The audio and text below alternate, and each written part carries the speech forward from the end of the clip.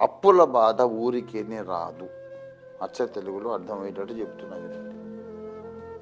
నీవు అలివిగానటువంటి, మోయలేనటువంటి, తీర్చలేనటువంటి అప్పుల భారం ఎందుకు వచ్చిందంటే సాతాను అది ఇంజనీర్ చేసి నీ వెనక ఆ పక్కా స్కెచ్ ప్రకారం నేను అందులోకి దింపాడు.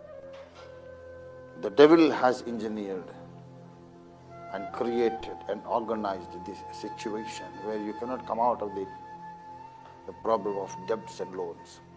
తీర్చలేని అప్పుల బాధ ఉన్నదంటే, తీర్చాలని ప్రయత్నించినప్పుడల్లా మళ్ళీ ఇంకా లోపలికి కిందికి వెళ్ళిపోతున్నామంటే దాని కారకుడు సాతాను. ఈ సమాజంలో మనము గెలవలేని వ్యతిరేకతలు ఉన్నాయంటే దాని కారకుడు సాతాను. సాతాను ఎన్నెన్నో రీతులుగా నిన్ను ప్రతిరోజు చీకాకు పెడుతూ ఉంటాడు. కాబట్టి ప్రతిరోజు దుష్టుని దాడి నీ మీద వేరువేరుగా ఉంటుంది. కాబట్టి అనుదినం దేవునికి నీ మీద నూతనంగా వాత్సల్యం పుడుతుంది.